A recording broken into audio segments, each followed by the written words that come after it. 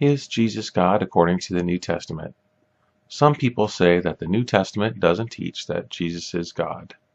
Luke 2:52. And Jesus increased in wisdom and stature, and in favor with God and man. Some people ask, if Jesus was God, then how could he grow in wisdom and stature? In addition, if God died, then who raised him from the dead? And if Jesus was God, why did he pray to God? For example, Matthew 26:53. 53.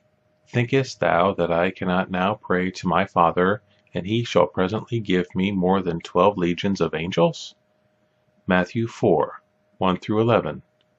1. Then was Jesus led up of the Spirit into the wilderness to be tempted of the devil. 2. And when he had fasted 40 days and 40 nights, he was afterward hungry. 3. And when the tempter came to him, he said, If thou be the Son of God, command that these stones be made bread. 4. But he answered and said, It is written, Man shall not live by bread alone, but by every word that proceedeth out of the mouth of God. 5. Then the devil taketh him up into the holy city, and setteth him up on a pinnacle of the temple. 6. And saith unto him, If thou be the Son of God, cast thyself down, for it is written, He shall give his angels charge concerning thee, and in their hands they shall bear thee up, lest at any time thou dash thy foot against a stone. 7. Jesus said unto him, It is written again, Thou shalt not tempt the Lord thy God. 8. Again the devil taketh him up into an exceeding high mountain, and showeth him all the kingdoms of the world, and the glory of them. 9. And saith unto him, All these things will I give thee, if thou wilt fall down and worship me. 10. Then saith Jesus unto him, Get thee hence, Satan, for it is written, Thou shalt worship the Lord thy God, and him only shalt thou serve. 11. Then the devil leaveth him, and behold, angels came and ministered unto him. The reason I grouped these verses together is that the answer for them is the same. God became Jesus, and when he did, he actually became a man. Not a figure of a human, but a literal person. Thus Jesus had to grow, didn't have control over the earth, and could be tempted by Satan. As a person, he didn't have any supernatural powers, and it was only because of the Holy Spirit that he was able to perform miracles.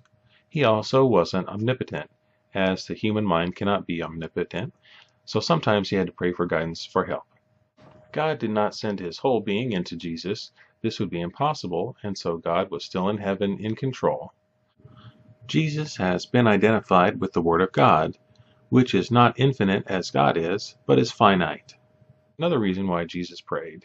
He was a person who did not sin, and as a person who did not sin, he had to pray to God and serve as an example for us. This is a part of the reason that Jesus talked about his Father the way he did, as giving him authority and so forth. It also stands to reason that throughout Jesus' development, God had to use the Holy Spirit to guide him and instruct him. In other chapters, I have shown that in the Psalms, God talks to himself for our benefit. It is interesting to me that the worst part of Jesus' crucifixion is when the Spirit of God leaves him. Matthew 27:45-46. 45. Now from the 6th hour there was darkness all over the land unto the 9th hour. 46. And about the 9th hour Jesus cried with a loud voice, saying, Eli, Eli, lama sabachthani? That is to say, my God, why hast thou forsaken me? Despite the immense physical pain Jesus was undergoing, this was the only recorded complaint of Jesus on the cross. The second my God is to signify that God is still his God. This is an example for us, to show us that separation from God is the worst thing that can happen in life, and that we should still reach even when all seems lost. This book is available to download in its entirety for free at smashwords.com and eventually here on YouTube. If you want to hear more, subscribe to this channel. God bless.